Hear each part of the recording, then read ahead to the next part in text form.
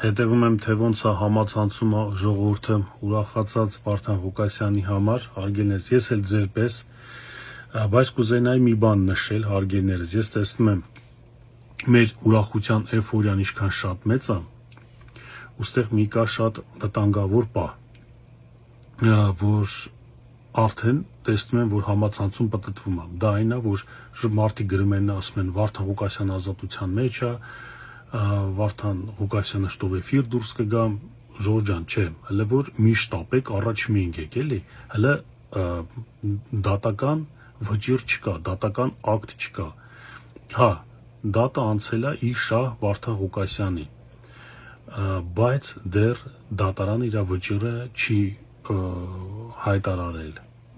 դատական ակտը չի հայտարարել, դրա համար եկեք սպասենք ժողովուրդ ջան, թե չէ մոտս նես տպավորությունն որ արդեն մարդիկ սպասում են, թե երբ Վարդան Ղուկասյանը էֆիր դուրս գալու, այսինքն մի քիչ երկար process է, կարող է հիմա դատական այդ վճիռը վաղ ընդունեն, կարող է մի շաբաթ հետո ընդունեն, կարող է մի ամիս հետո ընդունեն, դրա համար հարգելիներս եկեք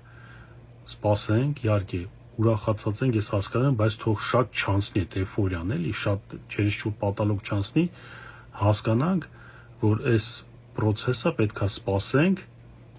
դատական վճիռը նորմալ ընդունեն, հասկացանք ժողովուրդ ջան իրար, ու հետո մի բան էլ կա, ստեղ մենք գիտենք, որ Հայաստանը, բացի նրանից, որ կար վճիռ, որ արտաքսեն, թե չարտաքսեն, մի հատ այդպիսի ակտ կար, երկու ընդեղ բաներ, գործեր, մի գործը, որ արտաքսեն, թե չարտաքսեն, ու երկրորդ գործն էլ դա այն էր, որ Հայաստանը մեղադրանքներ առաջարկում Վարդան Ղուկասյանին, մենք հիմա չենք իմանում, թե որ դատն ենք մենք շահում,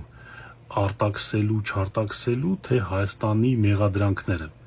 դրա համար էլի մենք պետք է մի հատ հասկանանք, որովհետև կարող է մեկ է տեսար այս մի արտաքսելու հարցը մենք հաղթեցինք, այնտեղ դուրս է գալիս հիմա Հայաստանի մեղադրանքները, կամ ընդհակառակը մեղադրանքները մենք հաղթեցինք, հիմա արտաքսելու հարցն է գալիս, այնտեղ տարբեր բայր կա, դրա համար սպասում ենք, էյֆորիայի մեջ չենք ընկնում ու առաջ չենք ընկնում, սպասում ենք դատական նիստին, հարգելիներս, ես էլ ձեզպես ուրախ եմ, ես էլ ձեզպես ուրախանում եմ, բայց դեռ ամեն ինչ վերջացած չի, սպասում ենք դատական վճռին։